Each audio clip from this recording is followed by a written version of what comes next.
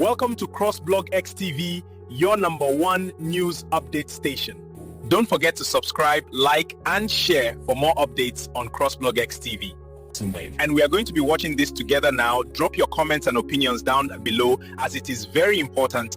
And also to us, your comments and opinions matters a lot. Thank you. Those that call themselves tout area boys, they are going to experience storm.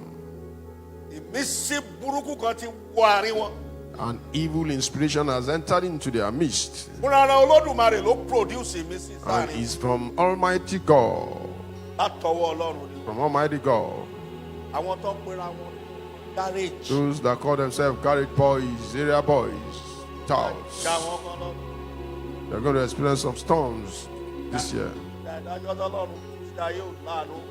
The sword of judgment that God has released into the world is merciless. Praise the Lord. Hallelujah. Hallelujah. Hallelujah.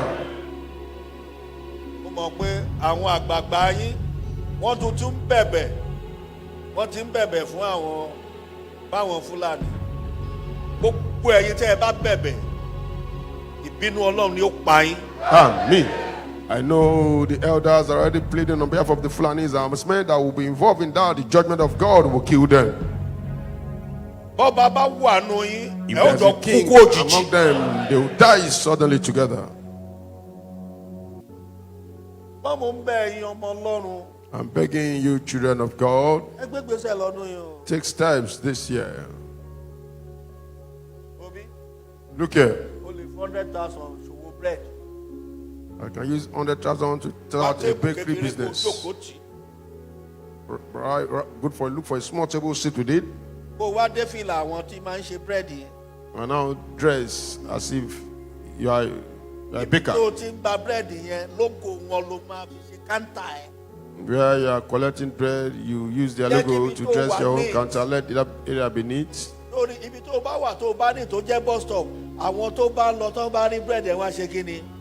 Where you have your own table, where it's neat, those going and coming will patronize you. You can do puff.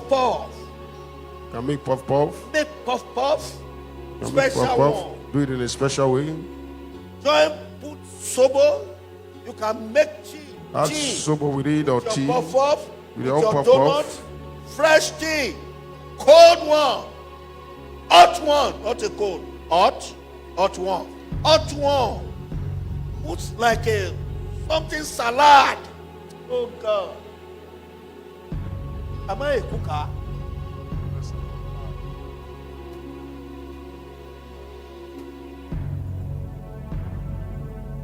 Hey, sorry.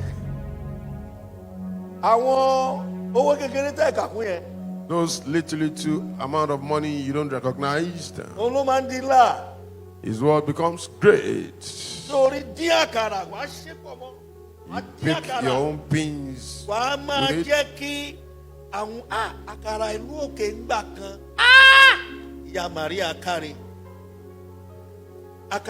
òkè àwọn atarẹ́sù délé ata wẹ́wẹ́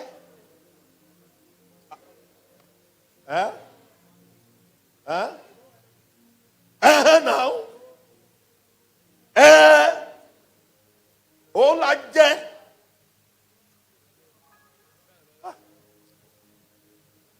Laziness.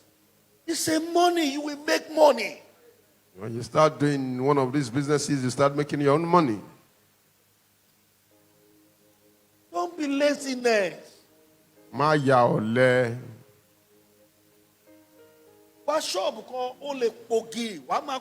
for a small shop, you can prepare pap. You can prepare pap. Jesus Christ.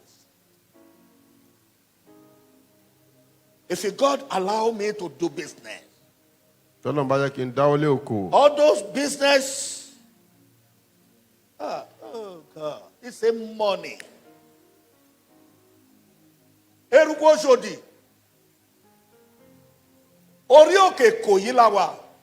We're Ikoyi Mountain.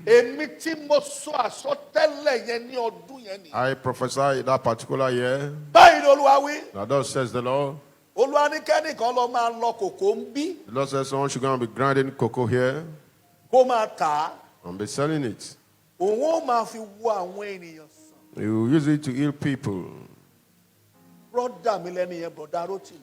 That person is my brother Rotimi by name. He started it first at Onipan, at Kayode Street. To make money. That my brother make money. There's no place that those powder tea did not enter into, left Nigeria to Benin. And people now were mad about it.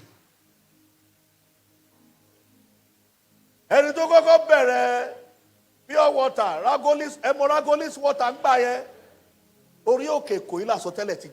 first person that started the pure water business got the prophecy from Ikoyi Mountain. Don't let us be lazy. Don't let's be lazy. I pity you mothers. Do something. Do something. One conscious. I'm telling you the truth. I'm not abusing you.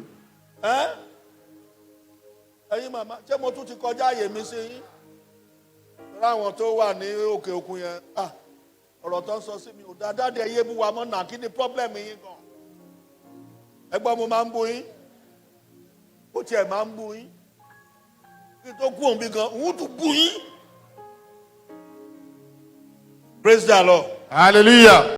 Gbogbo ẹni tó ń lo agbára ewé àti egbò láti máa da ọ̀nà yín rú, láti máa fogun jà yín, èmi dúró bí Násírì Olódùmarè, mo ti ẹnu bọ àṣẹ Olódùmarè, mo pa á ní àṣẹ lórúkọ Jésù. Ọlọ́run kó dá wọn lẹ́jọ́ ikú.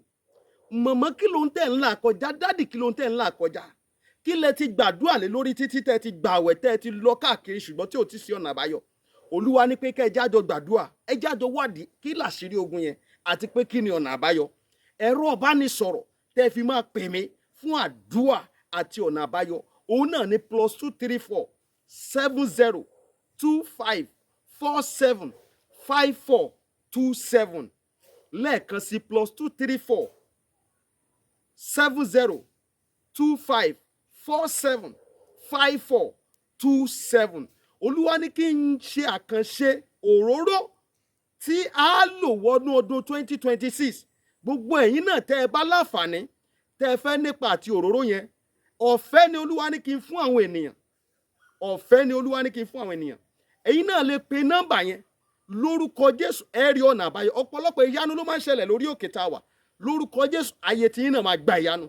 Ó ti rí bẹ́ẹ̀, ó ti ṣe bẹ́ẹ̀. Jésù Olúwa wa. Àmín, àmín, àmín lórúkọ Jésù. God bless you. Stay blessed in the name of Jesus. Amen.